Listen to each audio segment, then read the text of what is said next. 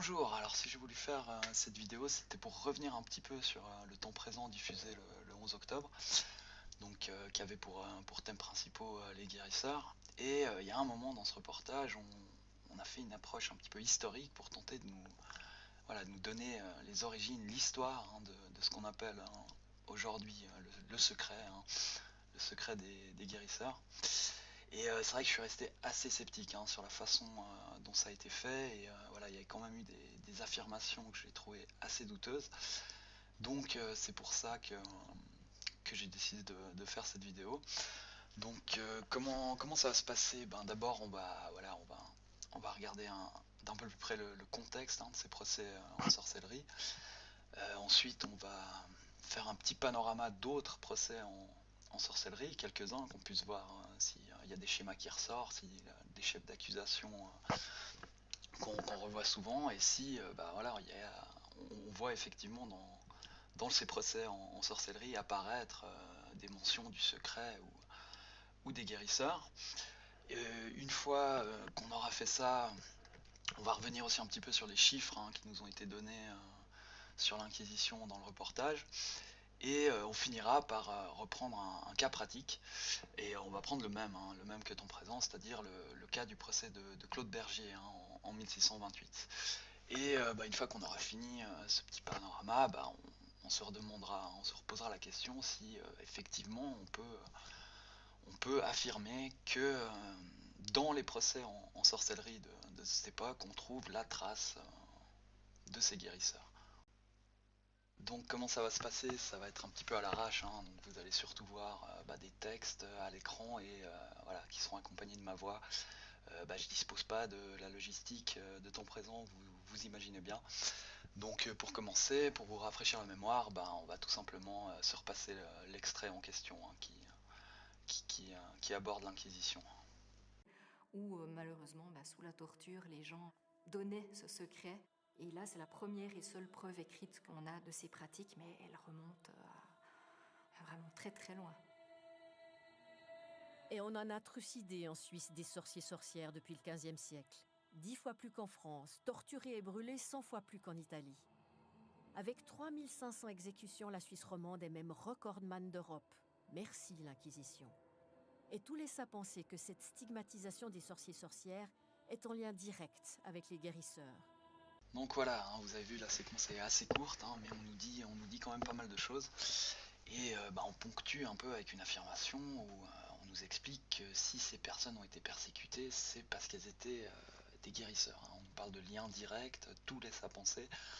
Ouais, c'est des affirmations que je trouve très coûteuses.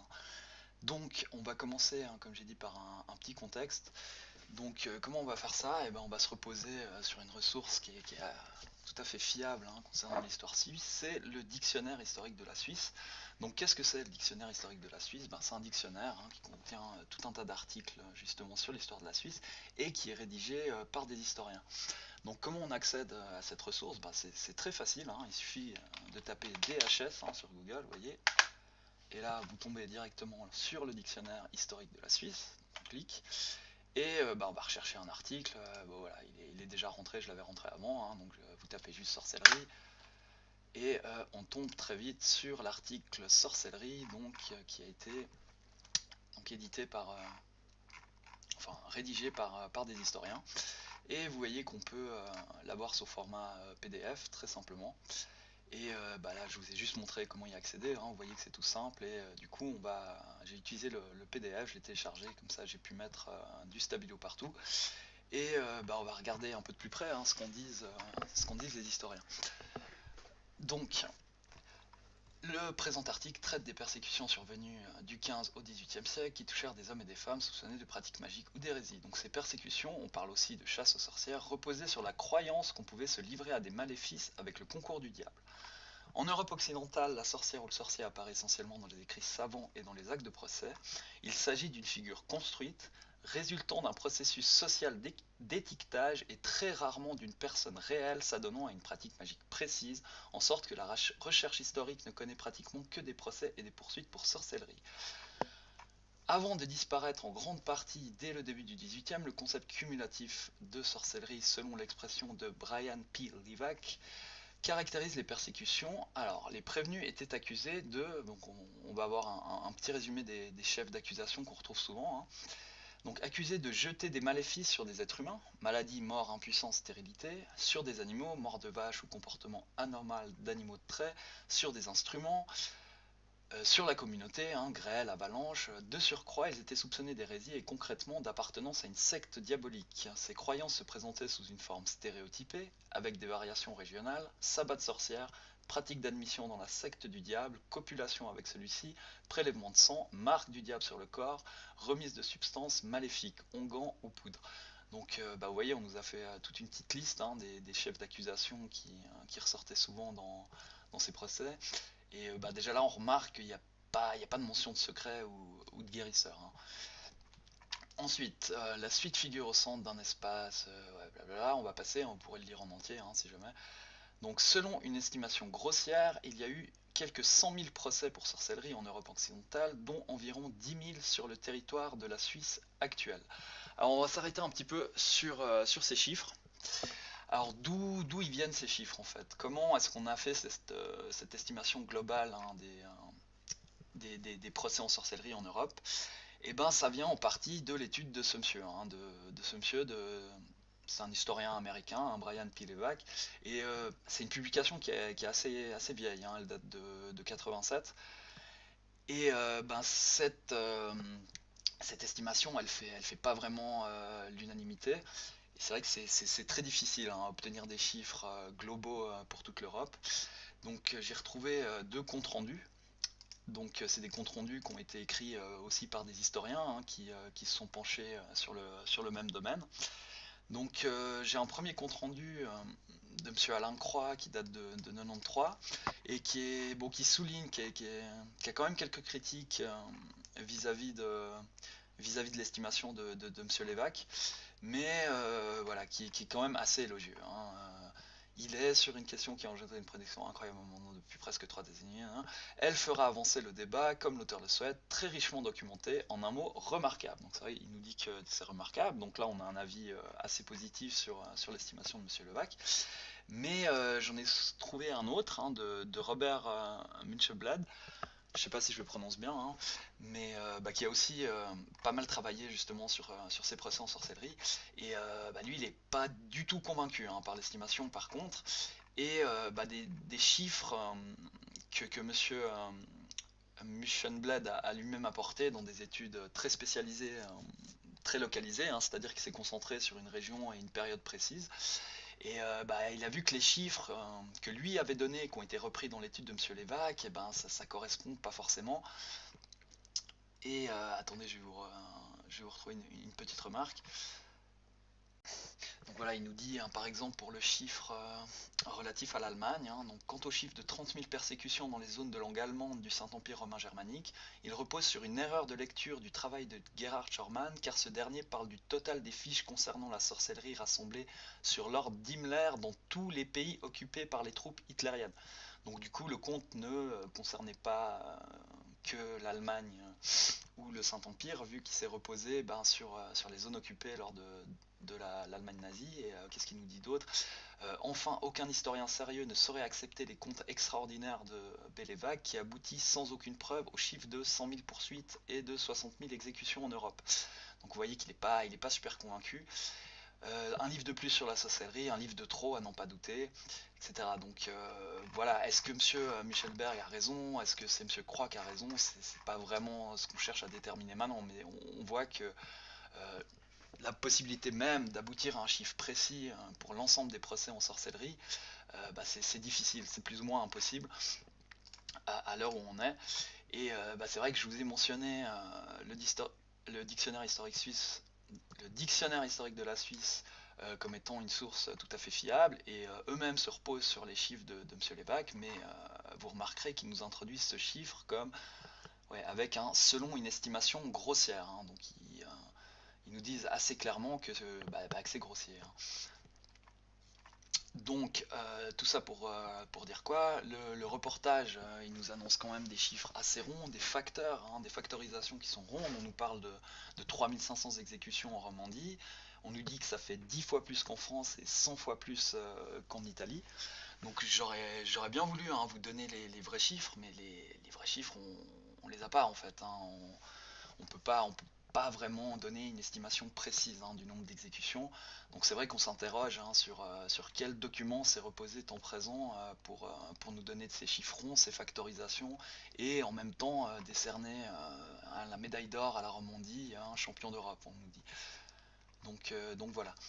Donc voilà, on repart sur le dictionnaire historique de la Suisse. Hein. J'ai sauté un petit peu l'époque du Moyen Âge parce que le procès qui va nous intéresser plus tard, hein, celui de Claude Bergier, il se déroule quand même en 1628, donc on est assez largement dans l'époque moderne. Donc on va voir un peu ce qu'on nous dit sur les procès en sorcellerie de l'époque moderne sur le dictionnaire historique de la Suisse. Donc les régions les plus touchées furent le Pays de Vaud, environ 1700 condamnations. Hein. Donc attention, hein, condamnation ça ne veut pas dire exécution. Hein. Voilà, un jugement différent a pu être prononcé.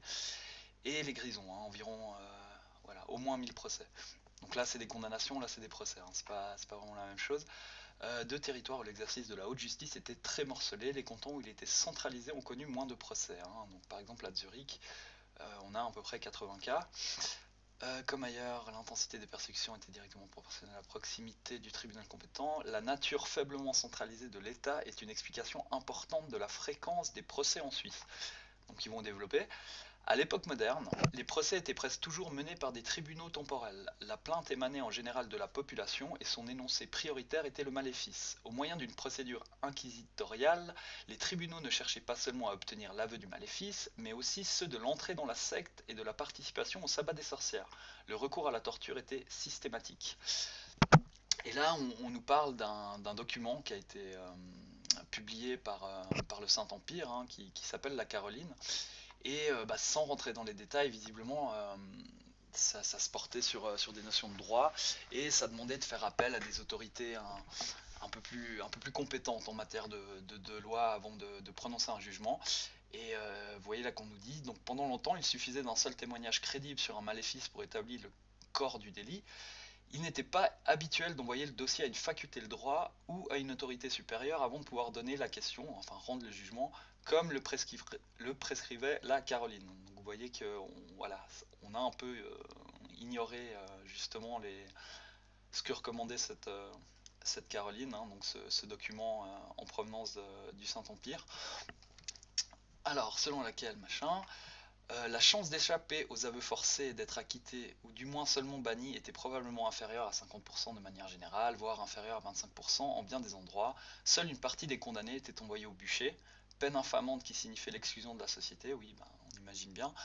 La décapitation à l'épée était aussi répandue.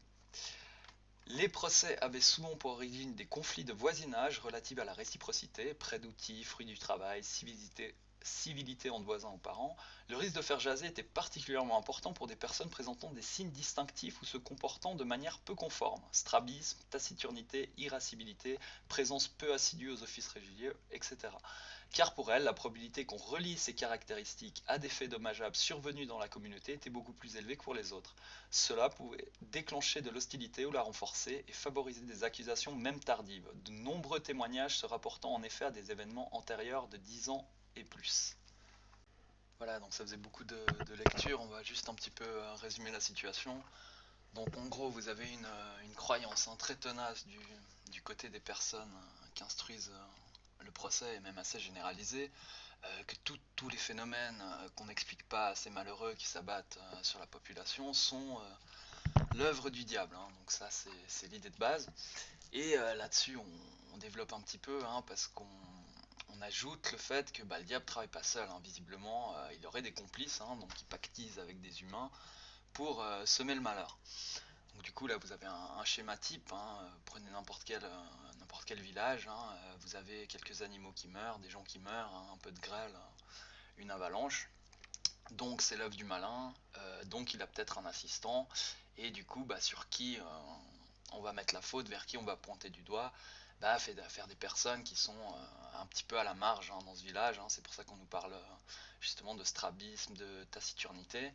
Et tout ça se fait dans un cadre juridique particulier, hein, comme on nous l'a appris un peu plus haut, où il suffit d'un seul témoignage et on peut en faire un jugement.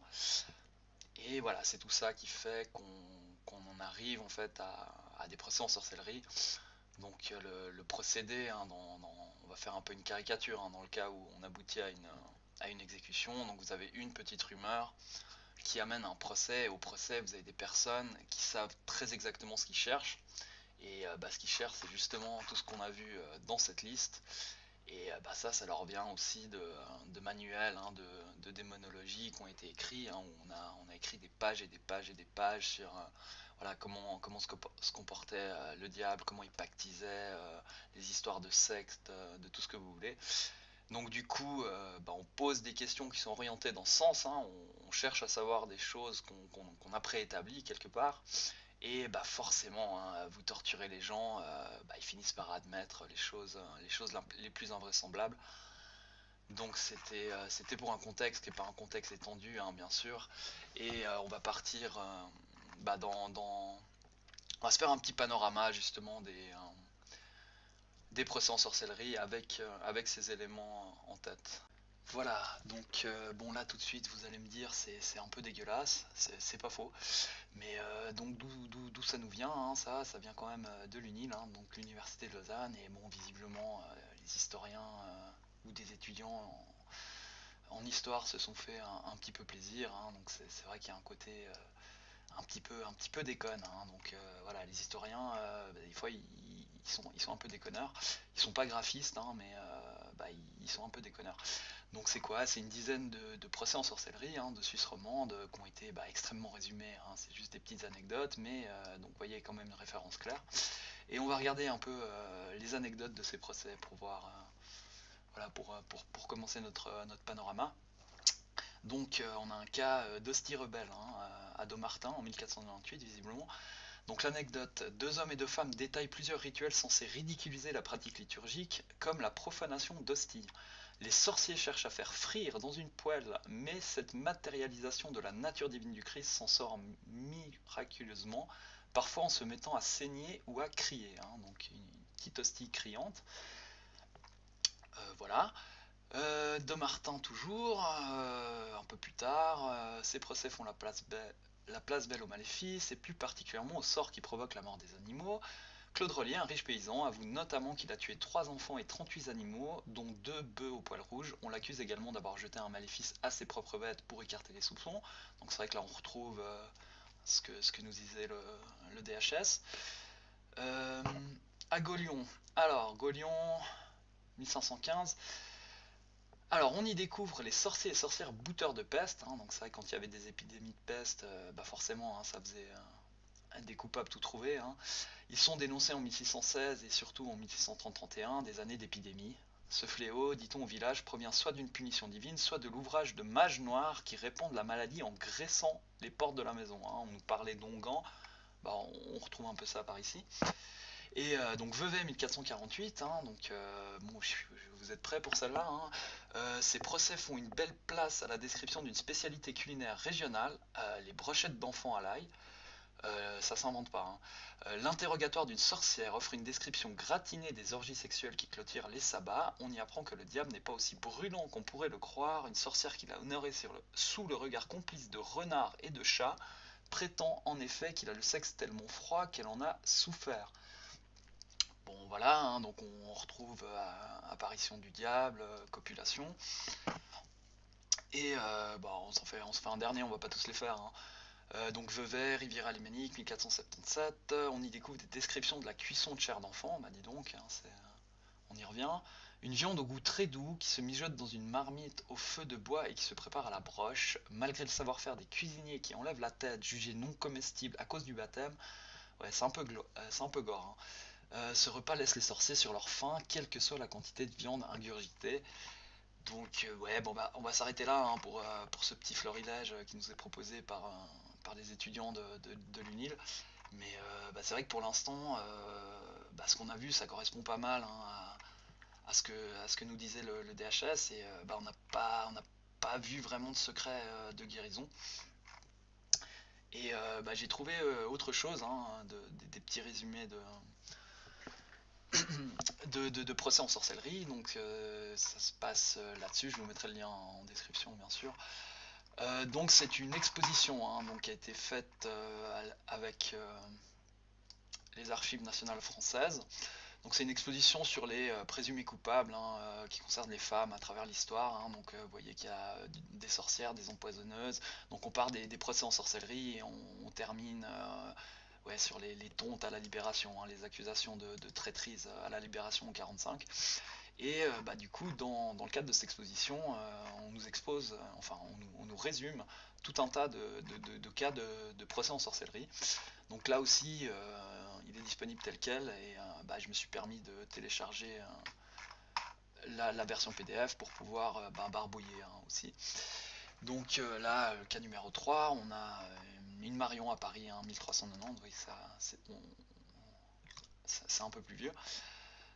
Donc, qu'est-ce qu'on lui reproche? Elle aurait jeté un sort à l'homme qu'elle aime en usant de filtres, de plantes et en recourant à l'aide du démon. Donc, ouais, c'est vrai qu'on nous mentionne les plantes, mais bon, c'est un petit peu léger, hein, quand même. Et là, qu'elle prit un coq blanc, qu'elle étouffa, elle le fit évanouir en le faisant tourner autour d'elle, sous ses fesses, ok. Auquel coq ainsi tué, elle prit 2 couillons, les brûla et en fit de la poudre, les mit dedans un oreiller de plume, hein. Donc, disons, voilà, c'est un filtre d'amour, visiblement, à base de, voilà, de couilles de coq blanc. Qu'est-ce qu'on a d'autre? Alors voilà, Martial à Bois-Caran en 1491. Alors elle avoue ses maléfices, hein, donc bon, sous la torture, hein, souvent, hein, avoir empoisonné avec de la poudre que lui a donné le démon une petite fille et 2 petits garçons, avoir fait mourir plusieurs cochons, avoir rendu boiteuse une petite fille. Donc bon, on reste aussi dans les chefs d'accusation, hein, que nous a donné le DHS. Jeanne à Paris en 1607.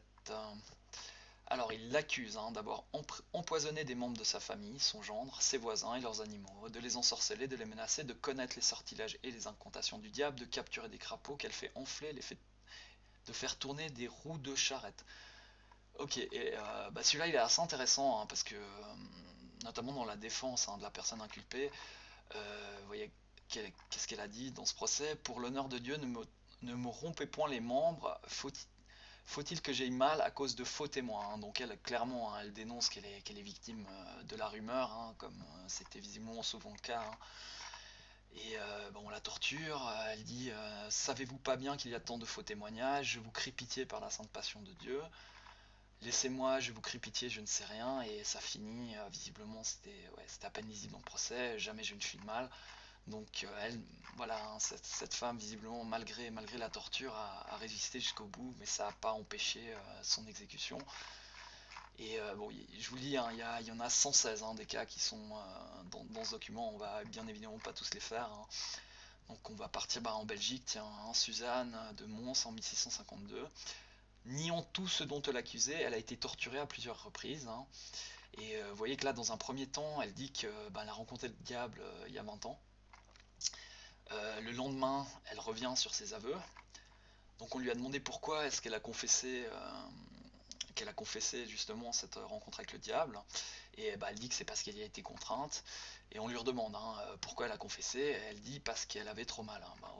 On imagine bien, hein, sous la torture, qu'on est prêt à avouer des choses, hein, si ça peut faire stopper la souffrance.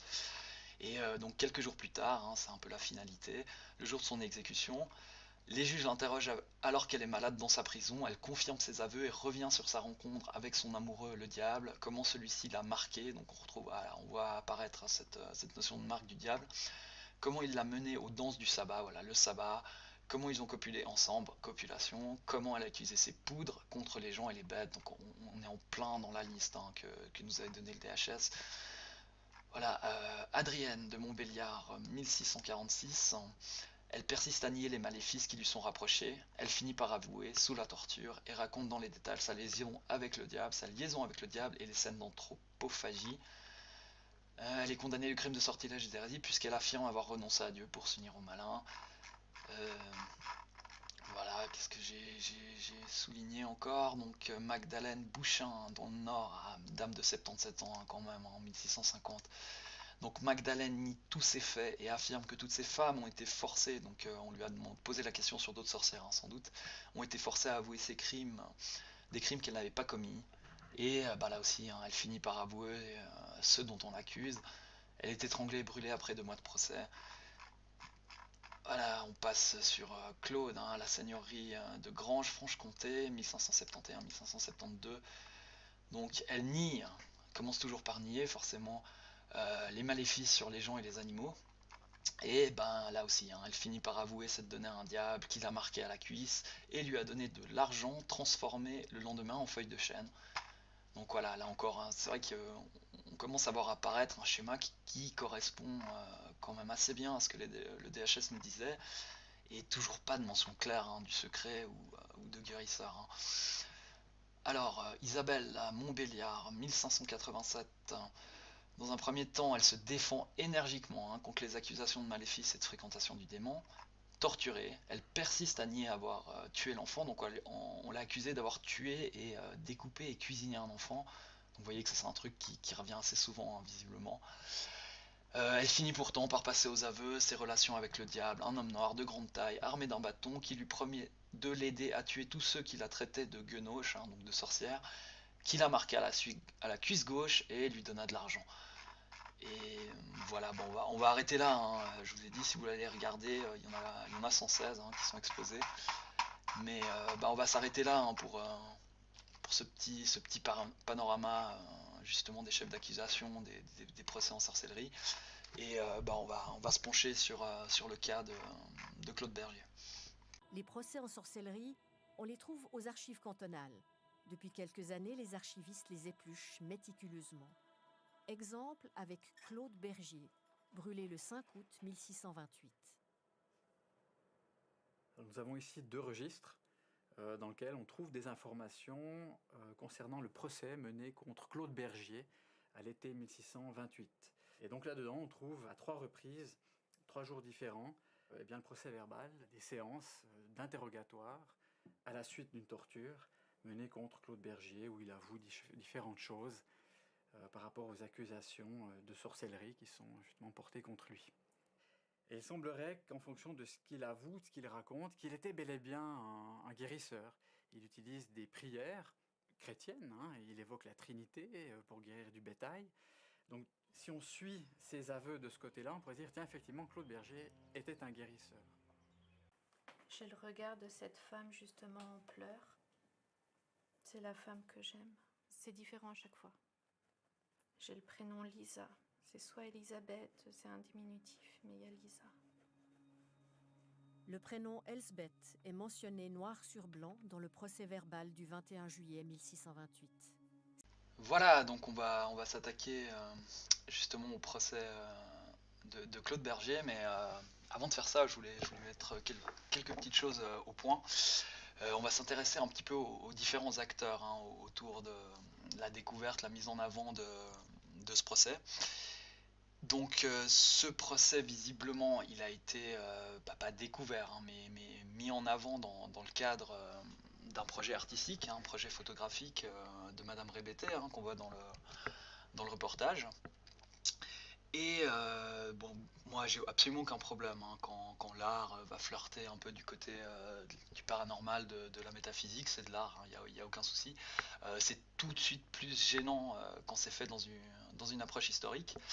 Et c'est pas ce que fait, hein, Madame Rebettet, hein. C'est bien le reportage qui se permet d'utiliser les éléments pour nous présenter ça sous une approche soi-disant historique. Et donc vous avez vu, hein, je vous ai mis coup sur coup les 2 petites séquences. Donc on va revenir un petit peu sur l'interview de cet archiviste, hein. J'ai l'impression qu'on l'a un peu jeté en pâture là au milieu pour légitimer en quelque sorte cette approche. Vous aurez noté que déjà il y a eu un gros cut, hein, dans le montage de l'entrevue de cet archiviste, hein. Il commence par nous dire que Claude Bergier il avoue tout un tas de différentes choses. Ensuite vous avez le cut et là il nous dit, mais il se risque quand même pas trop, hein, il utilise beaucoup le conditionnel, que si on regarde le procès, ou enfin une mention particulière dans ce procès sous l'angle du guérisseur, on peut éventuellement y voir, voilà. Donc il se mouille pas trop. Et j'ai l'impression qu'on l'a un peu mis, on l'a un peu jeté en pâture, hein, le pauvre, au milieu du reportage pour justifier tout ça. Et donc ça me pose aussi un problème, hein, donc je sais pas, les téléspectateurs, comment est-ce qu'ils ont compris? Est-ce que peut-être ils se sont dit, ah tiens, cette étude historique, elle a été chapeautée par l'État de Fribourg. À ma connaissance, c'est pas du tout le cas, hein.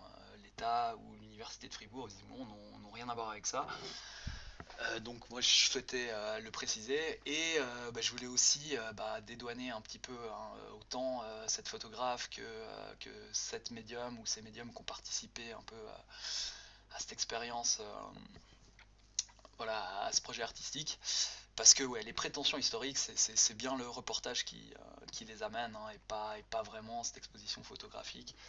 Même si vous me direz, bon, on a ce procès qui apparaît dans le cadre d'une exposition qui a pour thème les guérisseurs, c'est vrai que ça sous-entend quand même un peu que Claude Bergier était un guérisseur, mais voilà, c'était pas une approche historique, hein, donc voilà, bon, je m'étends un petit peu. Donc, on va attaquer tout ça. Donc, comment j'ai fait? Je vais déjà remercier, hein, Madame Rébété, parce que ce que vous avez sous les yeux, en fait, c'est l'édition, hein, qui a fait suite donc, à cette expo photo. Et en plus des photos, donc on nous a ajouté des extraits des entretiens médiumniques, hein, c'est ce que vous avez sous les yeux, et également le retranscript complet du procès de Claude Bergier, hein, comme vous pouvez le voir. Et maintenant que voilà, qu'on a mis ça au point, on va pouvoir attaquer justement tout ça. Voilà, donc allons-y. Donc avant d'aller sur le procès même de Claude Bergier, je voulais quand même m'arrêter un petit peu, hein, sur les entretiens médiumniques. Alors voilà, comme j'ai dit, hein, le but c'est pas de taper sur ces médiums, hein, bien sûr, mais c'est vrai que je trouvais que c'était assez intéressant, hein, d'avoir accès à ces entretiens. Bon, ouais, moi je vous cache pas que le fait qu'on puisse s'adresser à des défunts, j'y crois pas du tout. Et j'ai souligné quand même quelques petites choses que j'ai trouvées intéressantes dans ces entretiens. On va pas y passer non plus beaucoup de temps, mais je voulais revenir sur quelques éléments. Donc comment ça se passe, hein, dans l'ouvrage, on n'a que des extraits, hein, on n'a pas l'intégralité des entretiens, mais on voit que les numéros de page sont mentionnés. Et le dernier extrait correspond à la page 60, hein, donc ça veut dire qu'on a eu au moins 60 pages d'entretien médiumnique. Et c'est sûr qu'en 60 pages, on a le temps de dire tout un tas de choses. Et forcément, hein, si on a une ou deux qui tombent juste, voilà, ça peut déjà être plus le reflet du hasard. Et je vais m'arrêter déjà sur, on voit que ça vient de la page 24, hein, 26 mars. Donc là, cette médium nous décrit l'habillement de Claude Bergier. Et donc oui, c'est en anglais. Pourquoi c'est en anglais? Parce que dans cette édition, donc, c'est en bilingue, hein, soit en allemand, soit en anglais. Donc on n'a pas de français, donc du coup je vais me baser sur la version anglaise. Donc qu'est-ce qu'on nous dit, hein, sur cet habillement de Claude Bergier? Donc so here I have a man, someone who is present and who is dressed in chocolate brown tones. I see mainly the top, it's a sort of tunic with long sleeve. Donc on nous dit qu'il est habillé d'une tunique à longue manche dans les tons brun chocolat. Et ça a retenu mon attention assez vite, si vous voulez, parce que ça ressemble quand même beaucoup à l'habit un peu cliché, hein, qu'on met plutôt sur des moines d'habitude. Et je vous ai sorti quelques trucs là. Alors ça, c'est une vieille pub, hein, ça parlera pas aux plus jeunes, hein, elle date de 85, mais les trentenaires doivent s'en rappeler. Moi je connais un fromage moelleux savoureux, c'est le chaussé au moine. Chaussé au moine. Voilà, donc on a vu que ce moine fromager, hein, qu'est-ce qu'il portait comme habit? Une tunique brune à longue manche. Sinon, qu'est-ce que je vous ai mis? Ouais, du Sean Connery, hein, dans le nom de la rose. Donc vous me direz, c'est pas vraiment chocolat. C'est vrai, vous avez pas tort. Par contre, en termes de manches longues, voilà, hein, je crois que ça se pose, hein, ça se pose bien là. Hein, là-dessus, on est largement dans les critères. Et voilà, une troisième pour finir, hein, ça, on l'a tous vu, hein, c'est du Disney, hein, donc Frère Tuck de Robin des Bois, hein, vous remarquez, qu'est-ce qu'il porte? Une tunique brune à longue manche. Donc c'est vrai que je trouve ça assez amusant, hein, que la description, hein, des habits de Claude Bergier correspond quand même vachement bien au cliché de l'imaginaire collectif des habits des moines à peu près médiévaux, quoi. Donc sinon on nous apprend voilà, qu'il vivait dans un village. Bon, voilà, c'était une supposition assez facile à faire, hein, je pense, hein, qui ne requiert pas forcément de pouvoir médiumnique. Et voilà, donc on nous apprend qu'il vivait dans un village. Bon, voilà, c'était une supposition assez facile à faire, je pense, hein, qui ne requiert pas forcément de pouvoir médiumnique. Qu'est-ce qu'on nous dit? Alors voilà, on nous dit voilà, qu'il aimait bien aller sur des petites collines, hein. Il aimait bien et il était dessinateur aussi, donc il aimait bien aller sur des petites collines. Voilà. Et bah, c'est assez amusant hein, si on regarde. Voilà, là je vous ai pris Google Maps, hein, donc on a Charmey qui est là. Et donc c'est assez sympa Google Maps, hein, c'est que vous pouvez passer en 3D et si vous maintenez la touche contrôle de votre clavier, vous pouvez comme ça voilà, faire bouger l'angle de vue. Et c'est vrai que si on vient sur Charmey, bah, ça manque pas vraiment de collines environnantes, hein. C'est vrai que là, même moi, j'ai envie de supposer que Claude Bergier, à un moment dans sa vie, il s'est retrouvé sur une colline, hein. Donc voilà, comme quoi, ouais, juste avec quelques informations sur la topographie du lieu, on aurait pu supposer la même chose. Sinon, on a un autre voyant, là, le 28, qui nous dit bah, qu'il possédait le secret du feu.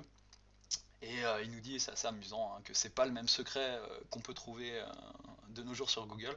Alors j'ai regardé, hein, effectivement, si vous tapez secret du feu, hein, c'est censé être secret, mais on trouve très facilement en fait hein, les prières sur le net, hein. Vous tapez secret du feu sur Google, vous allez vite tomber sur la prière, c'est rigolo. Et bah, personnellement, je peux pas m'empêcher de trouver ça quand même très ironique, hein. La personne, elle disposerait du secret du feu, elle est morte dans un bûcher. Donc c'est vrai que si on a la possibilité comme ça d'inifuger son corps hein, via un pouvoir magique, ouais, ça aurait été une bonne idée de l'utiliser au moment du bûcher. Sinon, ouais, qu'est-ce qu'on a voilà, il s'est amusé avec des racines de pissenlit. Bon. Là, on nous dit qu'il lui part d'une prophétie, hein, donc il était prophète aussi visiblement ce Claude Bergier. Mais c'est une définition, vous allez voir, un peu particulière hein, d'un prophète, hein. En principe, ça implique d'établir une prophétie. Mais là, on nous dit qu'une prophétesse, hein, visiblement, c'est comme une diseuse de vérité.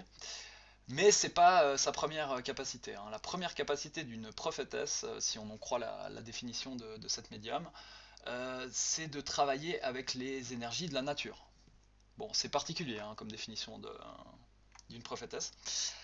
Là, on nous dit qu'il est également rebouteux, hein, donc c'est vrai qu'il a beaucoup de cordes à son arc, hein, Claude Bergier, hein, dessinateur, rebouteux, prophète, guérisseur. Hein, ouais, il y a un peu tout qui y passe, hein. Voilà. Et bah, on va pas, etc. Ah oui, là, celle-là, je l'ai trouvée assez intéressante, hein. Donc on imagine, hein, cette personne se présente chez un voyant et le voyant, le première chose qu'il dit à cette personne, c'est depuis que vous êtes petite, vous avez des questions sur la mort et sur l'invisible.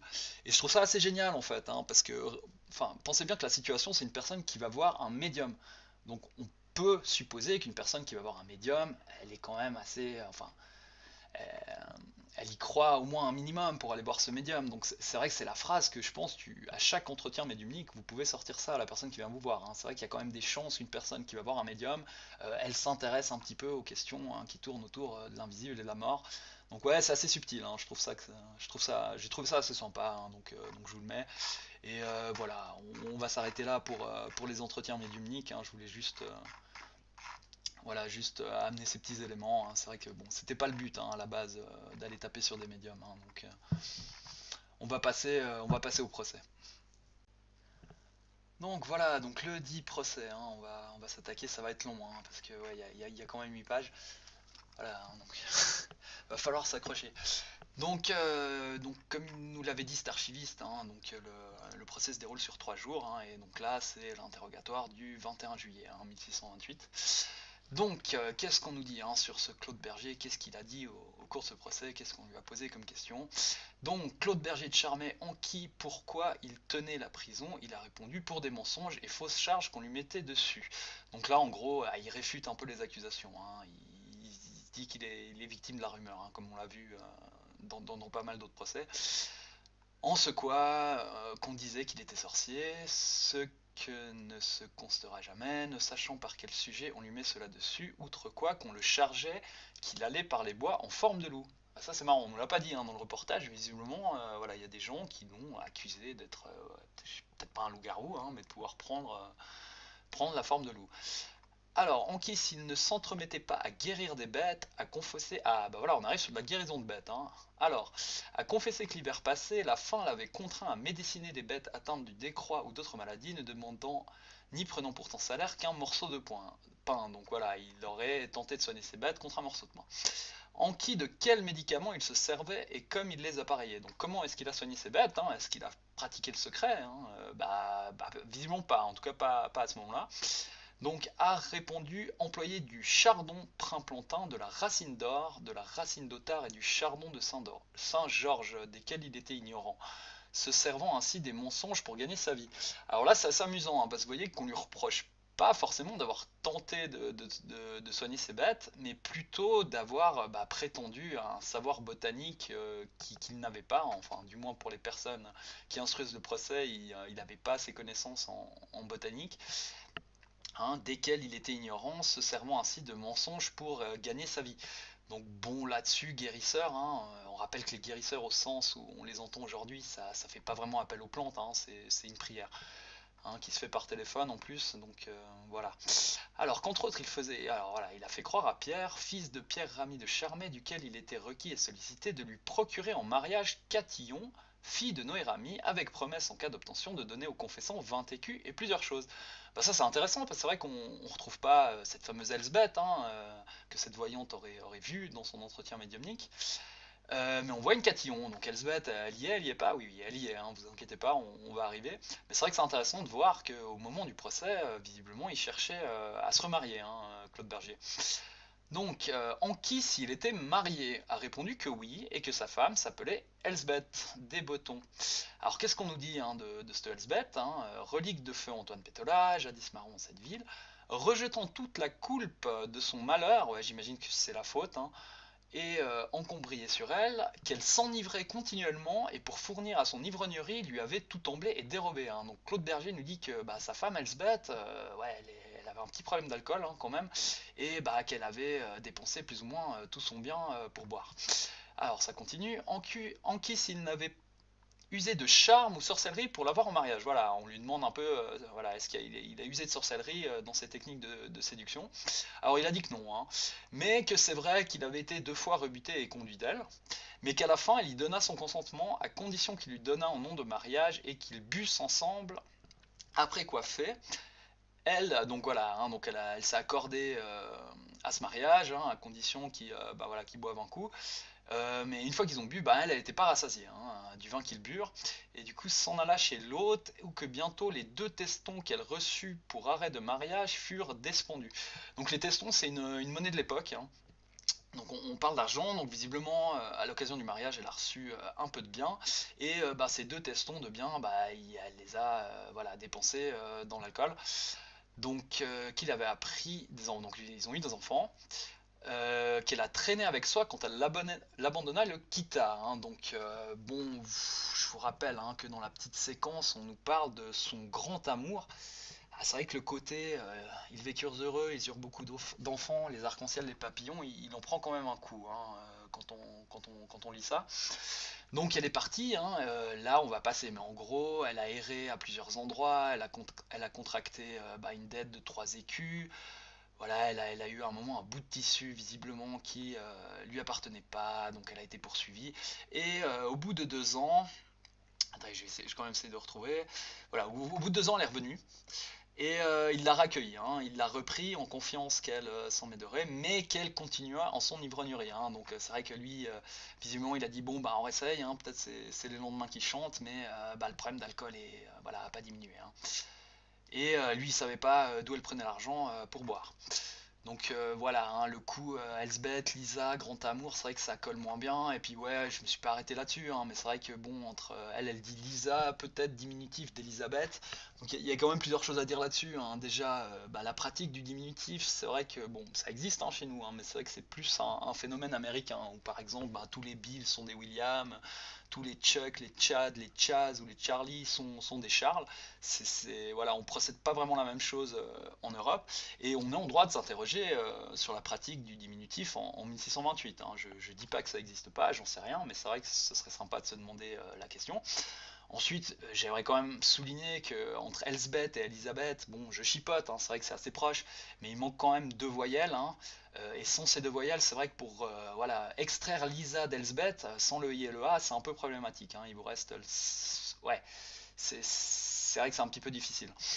Donc voilà, hein, toute cette histoire de Lisa et bien sûr le reportage hein, qui nous dit bien que c'est écrit noir sur blanc. Hein. Vous savez, quand on dit noir sur blanc, c'est bien pour vous montrer que c'est incontestable. Donc voilà, c'est quand même vachement douteux hein, comme procédé de la part du reportage, hein, d'essayer de nous vendre à la fois que Claude Bergier était guérisseur et en même temps que la voyance ça marche. Ouais, c'est vrai que c'est. Voilà, on s'attend à ce genre de procédé hein, sur des documentaires un peu dégueulasses qui traînent sur YouTube, mais ouais, c'est vrai que sur le service public, ça fait un peu plus mal. Hein. Donc, continuons. Alors, où on en était. Donc, alors là, on nous reparle de guérison d'animaux. Hein.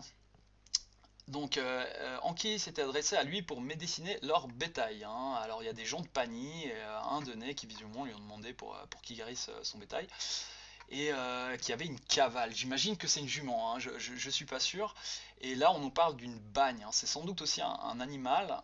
J'ai regardé dans des dictionnaires de moyens français et malheureusement, j'ai eu aucun résultat. Hein. Et j'imagine que ça devait être du dialecte local.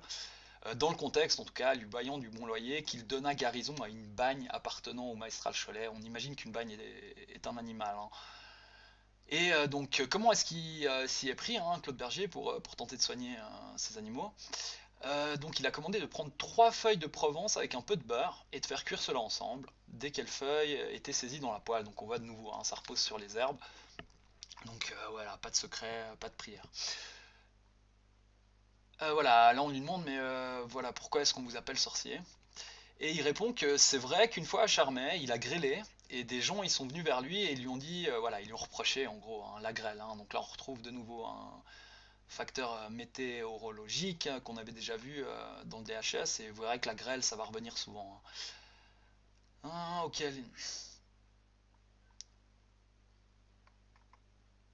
Voilà, donc là on nous apprend, hein, après avoir quelque peu appliqué à la torture et en kiss, il ne s'était converti en bête. Donc voilà, on l'a torturé puis on l'a demandé si c'était vrai que c'était transformé en bête. Et donc il a dit non, hein, et voilà, il accuse en gros un monsieur Le Cartard d'avoir lancé cette rumeur. Et voilà, il a lancé la rumeur qui se transformait en loup, et bon, visiblement, il l'a confronté, hein, il en somma le dit Cartard, qui ne voulut rien savoir de tout cela. Alors, en qui de qui il avait appris les sciences qu'il savait et desquelles il usait. Donc, voilà, hein, dans votre compétence en botanique, on lui a demandé d'où ça venait, et il a répondu de personne que soi-même. Hein, donc c'était un autodidacte visiblement. Étant immédiatement appliqué à la torture et interrogé s'il ne s'était pas donné à Satan. Alors attention, voilà, là c'est la première entrée de ce qui est le personnage principal du procès. Hein, vous allez voir, c'est Satan en personne. Hein, oh là là, il l'a rencontré, mais tout un tas de fois, vous allez voir. Donc, a dit qu'il l'avait rencontré il y a environ 3 ans, au-dessus des Ars, auprès de la machin, lequel Satan d'abord lui demanda s'il voulait pas se donner à lui, étant habillé en homme commun. Hein, donc il ressemblait à, voilà, à Monsieur Tout le Monde, mais c'était Satan. Il lui a promis plusieurs choses hein, et de l'argent. Tiens, voilà, ça, on revient vraiment hein, sur ce qu'on avait vu dans les autres procès. Et Claude Berger, il n'a pas accepté hein, la première fois. Donc il y a une deuxième fois, on est déjà à la deuxième rencontre, hein, en partant de Botteron pour aller sur Cherstel. Donc le dit malin esprit s'apparut de rechef donc immédiatement à lui, avec les mêmes habits, et lui demanda s'il voulait pas se donner à lui, hein, donc même question. Après plusieurs promesses et sommations, donc Claude Berger, il a dit ouais, pourquoi pas finalement. Après quoi, le malin esprit disparut. Et à ce moment-là, visiblement, Claude Berger, il a ressenti un soufflement très chaud. Hein. Et du coup, qu'est-ce qu'il a fait hein? Il a demandé, il a fait appel à la pitié de Dieu. Et une fois qu'il a fait ça, le soufflement s'est arrêté. Donc c'est vrai que c'est plutôt bien. Donc il continue son chemin, donc voilà, après cette rencontre, et il est arrivé devant une croix, hein, et du coup, il a profité pour bénir les saints, le paradis devant la dite croix. Et du coup, Satan est revenu, hein, parce qu'il lui a dit non mais attends, tu te donnes à moi et après tu fais appel à Dieu. Donc il l'a menacé, hein, et, et il lui a dit ouais bon en gros si tu te donnes pas à moi, hein, dès que tu auras passé la croix, il le battrait grandement. Hein, sur quoi il lui donna 3 coups à son opinion de bâton. Hein, donc voilà, c'est assez rudimentaire hein, comme technique hein, pour le diable. C'est vrai que coup de bâton, on attendait peut-être autre chose.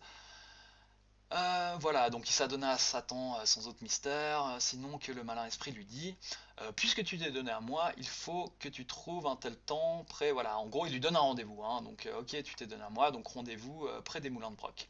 Donc, le temps de l'assignation arrivé, le fameux rendez-vous. Donc, ils se rencontrent hein, de nouveau. Et Satan lui dit qu'il n'est pas content.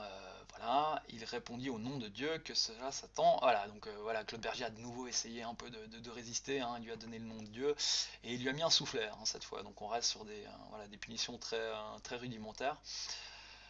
Et bon voilà, il doit se soumettre immédiatement à lui. Claude, il a refusé. Alors Satan, il lui a dit que c'était Satan. Du coup, Claude Berger, il a fait le signe de la croix. Satan, il a reculé un peu. Et du coup, Claude Berger il s'est demandé, voilà, qu'est-ce qu'il lui voulait, hein, Satan. Et il lui a promis plusieurs choses sans aucun effet, et le frotta sur l'épaule gauche sans avoir aucun ressenti de douleur. Donc voilà, il lui a touché l'épaule. Depuis, voilà, là on nous dit que c'est Satan hein, qui a conseillé à Claude Berger le mariage. On ne sait pas vraiment lequel c'est, hein, si c'est celui avec Elsbeth ou celui qui était prévu avec Catillon. Répondit, lui demanda quel il était, lui dit qu'il n'était... Voilà, bon, on revient sur l'épaule. Alors voilà, hein, Anquis, il n'avait pas reçu de drogue du malin esprit, hein, donc on revient sur cette notion de poudre, d'onguent, pour faire mourir les gens et les bêtes. Alors il a dit oui, il a reçu une drogue visiblement, mais il n'a pas voulu s'en servir. Et du coup, Satan, il l'a tensé, il l'a menacé, s'il lui obéissait pas. Et du coup, on lui a demandé, mais quelle drogue, hein, du coup. Et il lui parle d'une graisse qui ressemble à du verre de grès dans du papier. Et on lui a demandé s'il s'en était servi, contre des gens ou des bêtes. Voilà, après plusieurs inconstances et variations, bon, on imagine bien qu'il y a la torture qui est passée par là de nouveau. Hein. A dit qu'étant instruit et conseillé du malin esprit de donner telle graisse à manger aux bêtes, parmi du bon loyer, il en a donné à un cheval. Il savait pas s'il était mort, il en a demandé à des personnes. Euh, voilà, qu'il en a donné en prétendant soigner un enfant, mais ça va, l'enfant est pas mort. Hein. Il n'est pas devenu malade non plus, à une fille de pochon, parmi du lait. Donc vous voyez que souvent il aurait mis hein, cette graisse un peu maléfique dans de la nourriture. Hein. Ici c'est du lait, là c'est dans du pain blanc. Là il a voulu mourir, enfin c'est ce qu'il a dit sous la torture, hein, bien sûr. Une femme dans une poire, hein, il l'a mise. Voilà. Et voilà, on y arrive au fameux extrait hein, qui sans doute ouais, on a tenté de justifier le fait qu'il était guérisseur. Donc Anki, s'il n'usait point de prière pour guérir le bétail, a répondu que oui. Alors entre autres, donc en gros, ouais, il parle d'un seigneur fribourgeois, visiblement un Toby Grotto, qui était en vacances en Italie. Voilà, hein, parti en Italie. Du coup, c'est un des serviteurs hein, de ce seigneur qui a fait appel à Claude Berger.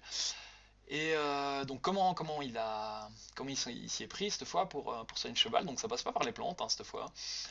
Donc il utilise une prière. Hein. Donc voilà, la prière c'est ça, en fliant, genre d'entends si Jean par la foi que Dieu a, Dieu le Père, Fils et Saint-Esprit, répétons cela 3 fois. Voilà, donc visiblement c'est là-dessus hein, principalement qu'on se base pour dire que Claude Berger serait un précurseur des guérisseurs au sens où on l'entend aujourd'hui. Je trouve ça un peu léger, je vous préciserai pourquoi un peu plus tard. Donc voilà, il a reçu un teston hein, pour cette prière. Et d'où il a appris cette prière, il la tient de sa maman. Et là, il nous parle de sa maman, visiblement qui a ramené un enfant dans une abbaye, où on sort un petit peu du sujet. Voilà. On lui demande s'il n'y avait pas des complices, hein, ou s'il connaissait personne, pas d'autres sorciers. Donc il dit non, mais il dit que, voilà, en gros, il dit ouais, moi on m'appelle sorcier, mais à Charmé, il y a des gens plus méchants que moi.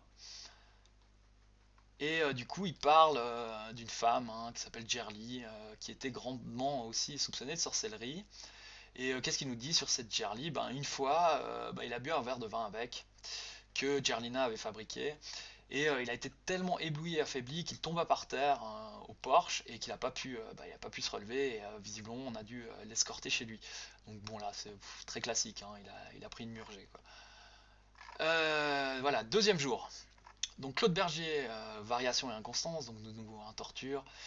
Et là c'est marrant, vous voyez que ça devient un peu confus hein, le discours. Hein. Dans le premier jour il nous disait que ça faisait 3 ans, là tout d'un coup il recule hein, les événements. Ça fait 6 ou 7 ans hein, qu'il s'était adonné à Satan, il lui a donné 3 coups sur l'épaule, et du coup il a un peu mal quoi. Et voilà, il lui a forcé, Satan l'aurait forcé de tromper des gens et de renier Dieu. Du coup il a ressenti un remords, et voilà, il lui a donné, on revient sur l'épisode où il lui donne cette graisse un peu démoniaque. Et il l'a utilisé pour utiliser un jeune garçon malade.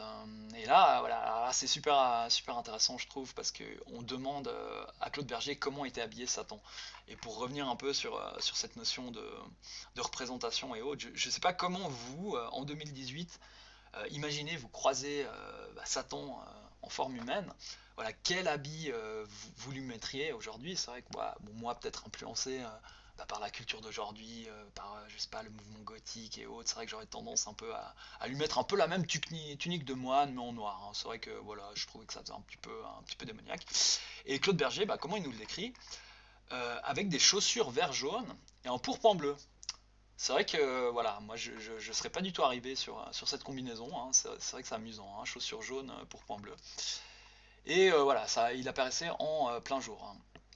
Et du coup, encore, hein, Satan lui conseille, voilà, attendez, là on ouvre un nouveau chapitre, et incité par menace de faire la grêle, hein. Donc vous voyez, là ça va être le sujet un peu de la page qui suit. Donc c'est l'invocation de la grêle. Et comment ça se passe? Visiblement, il faut aller sur un cours d'eau et taper 3 fois. Donc il va vers une fontaine au-dessus de Charmey, hein, et le fit frapper sur la dite fontaine 3 coups. Mais qu'il n'y a pas eu de grêle, du coup il a recommencé, et ainsi une nuée qui s'élargit devint une tempête, hein, qui fit grand dégât à Charmey. Du coup, on continue. Alors voilà, ouais, on nous parle d'une autre guérison, hein, cette fois, de nouveau un bestiau. Alors celle-là, elle est assez amusante. Donc lui ayant mis de l'herbe de moine dans l'oreille, laquelle prime bête recouvra la guérison. Donc l'herbe visiblement a guéri le cheval, mais perdit un peu de son oreille. Donc c'est vrai que là l'effet secondaire il est un peu gênant quand même. Donc après machin, alors encore une autre fois la grêle, hein, il y a 6-7 ans, et de nouveau c'est une fontaine, on tape 3 fois dessus. Et de nouveau un ruisseau il y a 5 ans, il a de nouveau tapé 3 fois dessus. Et voilà, il y a eu de nouveau une grêle il y a 5 ans, mais celle-là elle a pas fait trop de mal, hein. Voilà, et là donc on arrive sur le sabbat, a dit avoir 2 fois été en la secte avec une femme riche de Cuminaï appelée la Thomase, qui est encore en vie. Donc là il décrit un peu plus les membres, hein, du soi-disant sabbat. Donc Satan parlait avec eux ensemble. Voilà, et là lui, voilà, il suppose, hein, que cette femme, ça fait déjà 27 ans qu'elle est sorcière. Donc voilà, les sectes, elles se tenaient de lui. Il semblait qu'il voulait, étant assis sur une selle la première fois, et quand il devait aller, Satan il venait, et visiblement la porte de chez lui s'ouvrait tout seul, hein, s'ouvrait d'elle-même. Voilà, un genre de porte automatique démoniaque. Puis la seconde fois, hein, il a été 2 fois à cette secte, pardon. Et là, il nous décrit un peu le tableau. Et vrai, c'est assez amusant aussi, hein, où que plusieurs malins esprits étaient en forme de chiens et autres bêtes, et lui semblait qu'on jouait de violon. Et que quand minuit arrivait, Satan et chacun se retiraient sur leur dite monture, hein. Donc ils se pointaient à cette réunion, il y avait du violon, hein, il y avait des chiens et des bêtes, et à minuit, ils se barraient, quoi. Du coup, qu'est-ce qu'on lui reproche encore? Voilà, qu'il a fait mourir Jackie Becci, en lui donnant une poire avec toujours, hein, cette graisse, hein, il serait mort visiblement. Il en a fait mourir 2 autres, une Kathleen, voilà, 2 noix cette fois, 2 noix de drogue. Donc elle l'a mangé, elle en a donné à sa fille, hein, et elle en a donné aussi à un de ses garçons qui mourut. En outre, il a confessé, hein, voilà, qu'il a pourri le fromage d'un fermier d'à côté, hein. Visiblement, on l'accuse voilà, d'être responsable de la pourriture de fromage. Et attention, là on a du lourd, hein, avec une femme qui était en fait le malin esprit, donc toujours Satan, hein, mais sous une autre forme, vint à lui et lui demanda l'auberge. Donc il la logea, il la connut charnellement, et en laquelle incohérence il lui semblait qu'il était tout de feu, hein. Donc ouais, il était un peu on fire du coup, Claudie. Que cette femme lui bailla une drogue ressemblant à de la farine. Donc elle a répandu une drogue qui ressemble à de la farine, et du coup 2 bêtes, hein, on imagine que c'est celle de Claude Berger, sont mortes.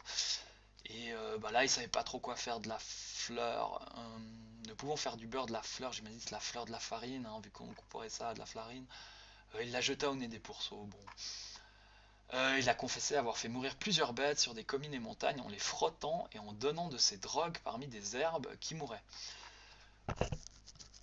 Alors, après, c'était, voilà, encore une fois, on nous ressort, et là, vous voyez que maintenant, ça fait 25 ou 26 ans, hein, donc ça recule sans cesse, hein. Plus on le torture, voilà, plus il confesse, enfin il retarde en fait l'origine de sa rencontre avec Satan. Donc c'est intéressant, et cette fois c'était aux chaînes des cerfs, quoi. Et là, directement il y a 25-26 ans, il lui a demandé de renier Dieu, et là, bon, visiblement il confesse qu'il a tué un poulain avec une hache. Bon. Et on passe au dernier jour, hein. Je sais que c'est long, hein, mais c'est vrai que c'était bien d'avoir un peu les éléments autres, hein, que juste cette prière, hein, pour voir si à quel point le cas de Claude Berger est différent, serait un cas unique dans les procès, hein. Donc avant la torture, il a confirmé les choses, hein. Voilà, là il répète un petit peu ce qu'il dit, hein. Voilà, on va passer un petit peu. Donc là, encore une autre apparition de Satan, hein. Cette fois, bon, il a baisé Satan, hein, donc sous-entendu, il lui a fait un bisou, hein. C'est pas, on parle pas de copulation, hein, dans ce cas-là. Satan qui est apparu en forme de chien, il lui a fait un bisou derrière. Voilà. Encore Satan, hein, encore une fois à Montferrand. Il a bien été battu parce qu'il voulait pas faire. Voilà, parce que Satan jugeait que Claude Berger n'avait pas fait assez de mal, hein, et du coup il lui a commandé de faire mourir des bêtes, encore une fois, 8 ou 9 ans plus tard, donc ça devient super confus dans la chronologie, hein. Il a encore utilisé, alors on parle de pucet, écoutez, je suppose qu'il s'agit de cette graisse démoniaque évoquée en amont. Donc cette fois c'est à Lucerne, hein, donc il serait allé à Lucerne avec cette graisse, hein, et il aurait fait mourir environ 10 personnes et 4 vaches, hein. Étant à la fin, ouais, parce qu'on lui a refusé l'aumône quand il avait faim, quoi. Et là, 17 ou 18 ans, hein. Donc vous voyez, quand je vous disais que souvent c'était des faits qui étaient ramenés à plus d'une dizaine d'années, hein, effectivement on retrouve ça ici aussi. Voilà, dans les bonnes poires du pucet, donc ouais, c'est pour ça que je pense que c'est cette graisse, hein, parce que là à nouveau on nous dit qu'il a mis ce pucet dans des bonnes poires, à 2 hommes, voilà, il en a donné aussi à un homme de Bonafontana il y a environ 14 ans et qui ont mouru. Que Satan lui a aussi conseillé d'en donner à une femme, mais qu'elle demeura saine parce qu'elle s'était retirée, que sa femme, donc on nous rapprend un petit peu plus de choses sur Elsbeth, par le bruit commun. Voilà, alors là si vous voulez, on essaye d'utiliser la fuite d'Elsbeth, hein, qui est partie pendant 2 ans avec les enfants avant de revenir. Bon, on nous dit que cette fuite, c'est parce qu'elle a appris que Claude Berger était sorcier. Voilà, c'est pour ça qu'elle a quitté le pays. Et bon là c'est assez particulier là. Donc il a donné une racine à Madame Boireau que sa femme avait recueillie. Donc Elsbeth aurait recueilli une racine, hein, qu'elle a transmise à Claude, qui lui-même l'aurait redonnée à Madame Varro. Et là on nous dit juste que cette racine c'est pour la garantie de la contagion. Donc je sais pas, hein, une racine maléfique qui fait que le pucet est plus contagieux. Je sais pas. Que ces jours passés. Alors il a guéri une vache avec du fliosant de foin, qu'il échauffa parmi de l'eau et on frotta quelquefois la dite vache, hein, ce qu'il avait appris en sa jeunesse, le voyant ainsi pratiqué par un renommé Armaillé. Alors Armaillé, même chose, hein, j'ai regardé dans un dictionnaire de moyens français, j'ai pas trouvé. J'imagine qu'il s'agit d'un métier, je sais pas lequel. Mais en gros, il nous dit que voilà, il a utilisé voilà, une méthode de guérison à base de fliosin, pardon, de foin, voilà, qu'il avait appris de cet Armaillé. Il a guéri une jument aussi, hein, tiens, mais là, simplement avec un signe de croix. Bon. Et nouveau, il a confirmé avoir fait mourir plusieurs bêtes. Il pense que le total de ceux qu'il a fait mourir revient au nombre de 26 ou 26, toutes femmes ou enfants, à part les hommes qu'on a mentionnés. Et voilà, il y a encore un dernier truc sur Satan.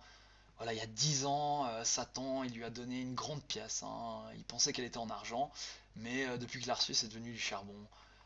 Voilà, vous vous rappelez que dans un des procès, il y avait de l'argent qui s'était transformé en feuilles de chêne, donc voilà, et on arrive au bout, hein, et bah oui, bah on a fini, hein, d'ailleurs.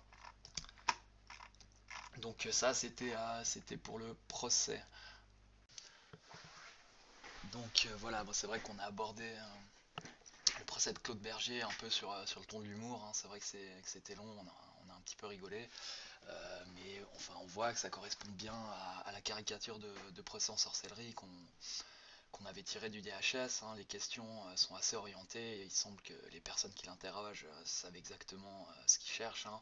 D'ailleurs, vous avez remarqué qu'au début, il ne parle pas spécialement du diable, il nous parle un petit peu de lui. Très vite, on lui demande s'il n'a pas utilisé la sorcellerie hein, pour séduire Elsbeth. Donc c'est un peu comme ça qu'on introduit le truc. Et après, ça s'enchaîne. Hein. Est-ce que tu as connu Satan? Est-ce qu'il t'a donné des drogues? Donc on voit que les questions correspondent ouais, très bien à ce qu'on attend dans un procès en sorcellerie au niveau des accusations. Et voilà, hein, Claude Bergier, il y a quand même quelques éléments qu'on peut retenir qui peuvent nous indiquer pourquoi ça s'est posé sur lui. Donc il y a on peut peut-être inclure hein, dedans le fait qu'il utilisait des plantes pour soigner, mais bon la reproche c'est plus qu'il semblait pas savoir ce qu'il faisait. Les prières, moi je mets plus ça sur le compte de pratiques de superstition locales hein, qui sont très répandues et qui sont pas vraiment secrètes. On verra ça plus tard. Et donc qu'est-ce qu'on voit? On voit qu'il a des soucis de couple, hein, que sa femme, on ne sait pas à quel point c'est vrai, hein, bien évidemment, peut-être que Monsieur Berger a grossi le trait, mais a priori, oui, si on part du principe que sa femme vraiment est partie, que les deux étaient assez portés sur l'alcool, c'est vrai qu'une fois on nous dit qu'il guérit une bête parce il avait tellement faim qu'il voulait un morceau de pain, donc bon, ça veut pas dire que forcément il était pauvre, hein, peut-être c'était dans une période de disette. Mais on a quelques petits éléments qui font, c'est vrai qu'on nous donne pas vraiment son métier par exemple, qui font ouais, qu'on peut peut-être comprendre pourquoi voilà, c'est tombé sur lui, hein, pourquoi c'était le coupable tout désigné pour tous ces malheurs qui sont arrivés à Charmey, hein, donc notamment les animaux malades et pas mal de grêle, hein, on l'a vu. Mais c'est vrai qu'on a vu plusieurs mentions de guérison. On a aussi vu que la majorité avait recours aux plantes. Vous pourrez me dire, ouais, mais il a recours aux plantes, donc oui, c'est quand même un guérisseur. Sauf que là, j'ai envie de dire, bah non, pas du tout. Hein. Déjà, les guérisseurs, c'est vrai que c'est un terme voilà, qui est assez large, même au jour d'aujourd'hui, mais il me semble que voilà, la thématique du reportage, c'était quand même beaucoup basé sur le secret. Et par-dessus tout, enfin, cette idée que la médecine par les plantes aurait été le monopole hein, de guérisseurs, de personnes voilà, qu'on rattacherait à la médecine dite populaire, c'est tout simplement complètement faux. Bien évidemment, les plantes, elles ont été étudiées et utilisées dans le cadre de la médecine, même si ce n'était pas la médecine moderne. Hein. Il y avait déjà des personnes qui étaient médecins, et justement, avant la médecine moderne, on se reposait sur les plantes et aussi beaucoup sur les superstitions. Hein.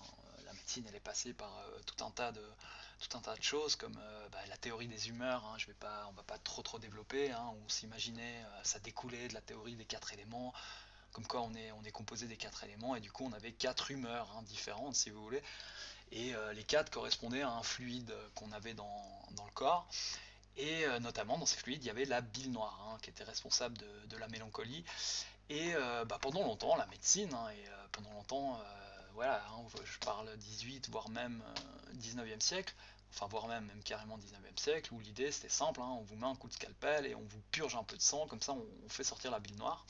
Et justement la médecine moderne, on pourrait la résumer, bon je fais un peu un grand pas, mais par le fait que la médecine s'est évertuée à purger une à une toutes les pratiques qui reposaient sur la superstition, pour baser la médecine sur les preuves, sur les constats, voilà, sur des méthodes empiriques.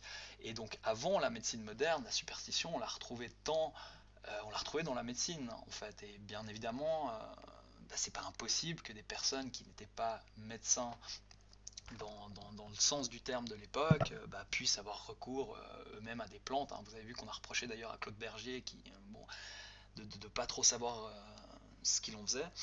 Donc ce lien plante-guérisseur à l'époque, pour moi, il ne tient absolument pas. Hein.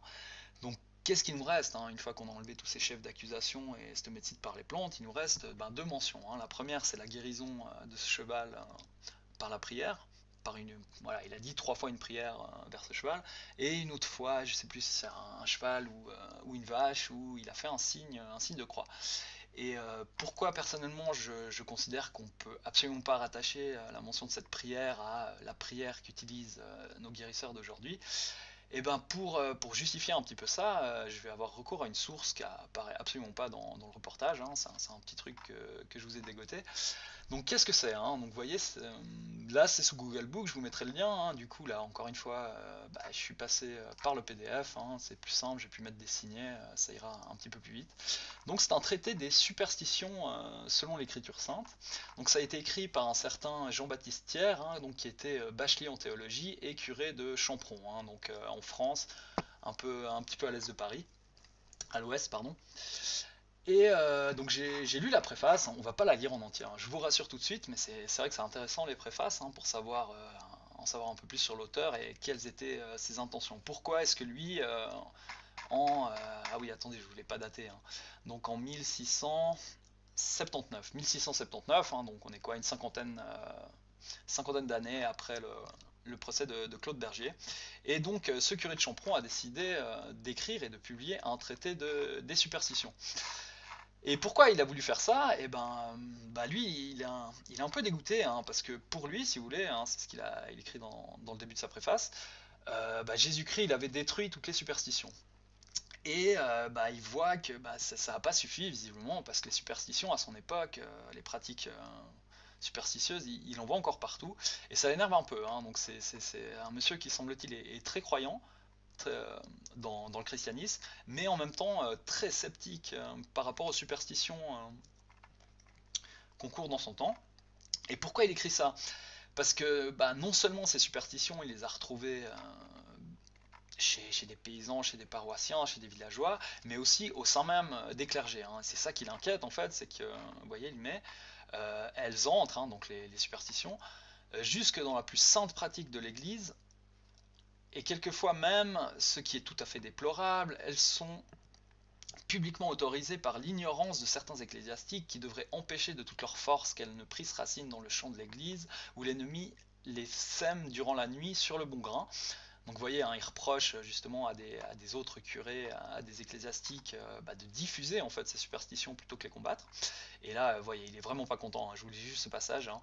Ainsi on altère la véritable piété, on anéantit la vertu de la croix, on foule aux pieds le mystère de notre salut, on viole les promesses du baptême, on profane les choses les plus sacrées, on empoisonne les plus pures sources de la religion, on abandonne Dieu pour avoir recours aux démons et on érige un trône à cet esprit de ténèbres sur les ruines de celui de Jésus-Christ. Donc ouais, il y va pas de main morte, hein. Il est vraiment pas content.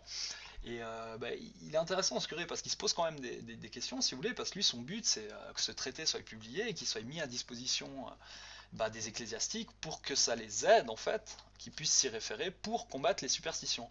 Mais il s'interroge quand même sur la possibilité que son ouvrage soit utilisé à contre-emploi, c'est-à-dire qu'il devienne un genre de manuel des superstitions qui pourrait être utilisé par les superstitieux. Et du coup, qu'est-ce qu'il a fait?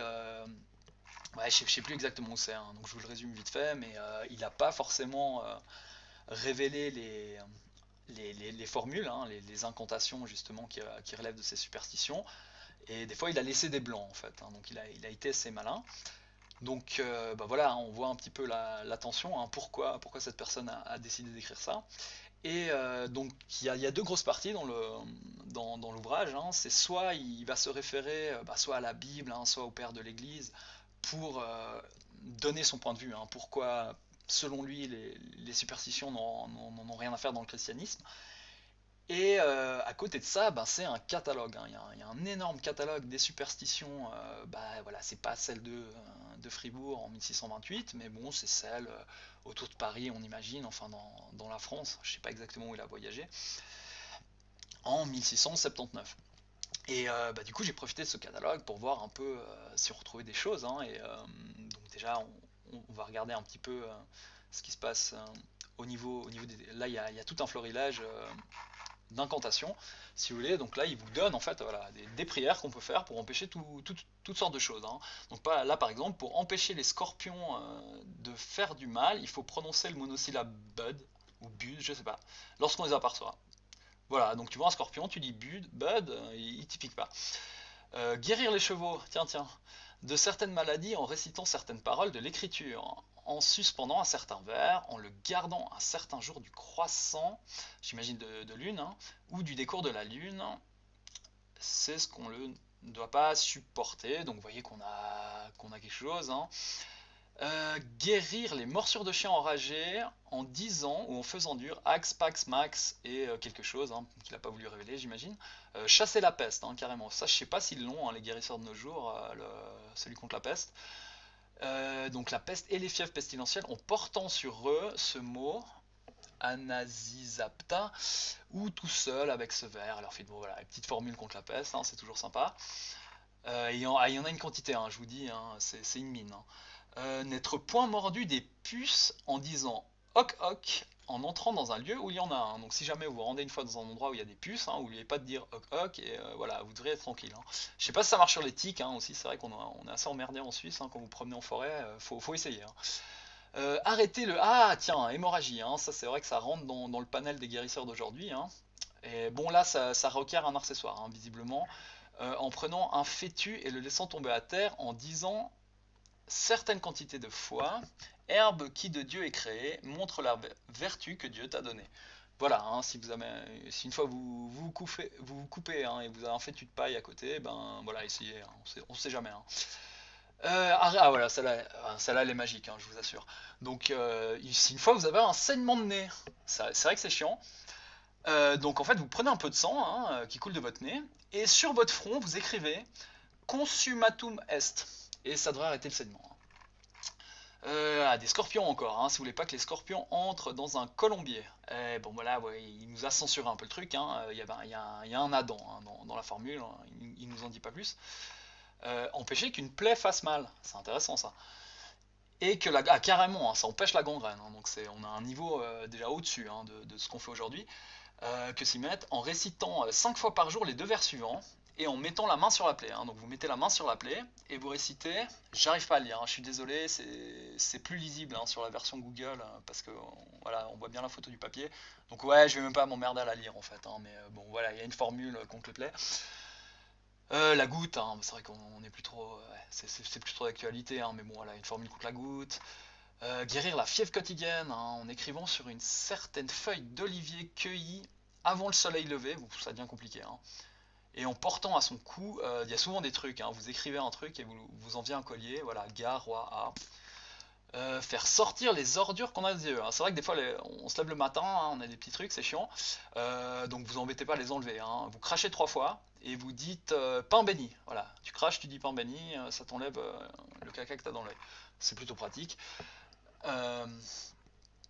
Être préservé de quantité de maladies. Ah bah ça c'est bien, c'est global. Et il suffit de dire 3 fois Pater et Ave à cette fin. Donc j'imagine c'est le Notre Père et des Ave Marie, je sais pas exactement.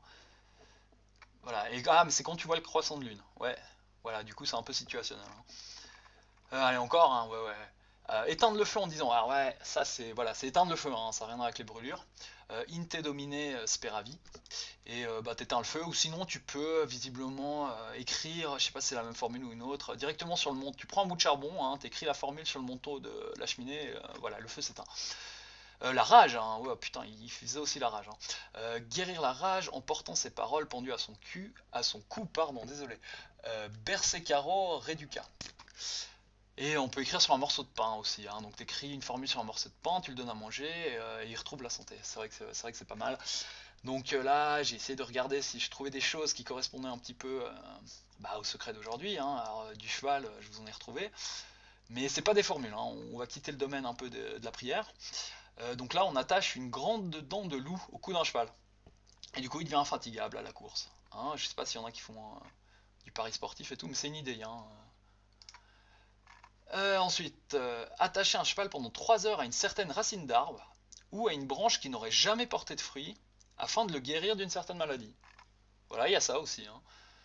Et encore du cheval, alors là c'est plus spécifique, donc ça dépend, si ton cheval il est morfondu, s'il est entrouvert ou s'il est éhanché, c'est pas la même prière, donc morfondu dans le cas où il est morfondu, in nomine patris et pater, et la fa la sol fa, il y a du solfège qui se mêle un peu là au milieu, lève le pied, puis s'en va, voilà. Et puis bon, on va pas faire les autres, mais vous voyez, j'ai rien trouvé sur les brûlures là-dedans, enfin en tout cas j'ai pas tout lu, vous imaginez bien, je me suis reposé un peu sur la reconnaissance de caractère, mais j'ai trouvé quelques trucs sur les verrues.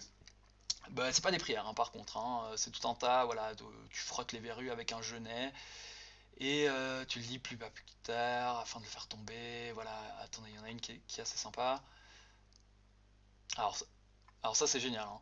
Donc tu frottes tes verrues avec de la bourre, je sais pas exactement ce que c'est, hein, que l'on aurait trouvé fortuitement dans un chemin, puis la jeter. Donc en gros tu te frottes avec de la bourre, tu la jettes, et celui qui ramasse ce que tu as acheté, ben voilà, ça lui transfère tes verrues, hein. Celui qui la ramassera aura les verrues. Ah voilà, c'est un peu le même système là, hein. Prendre autant de poids qu'on a de verrues, les envelopper dans un linge, jeter ce linge dans un chemin. Celui qui la ramassera aura les verrues.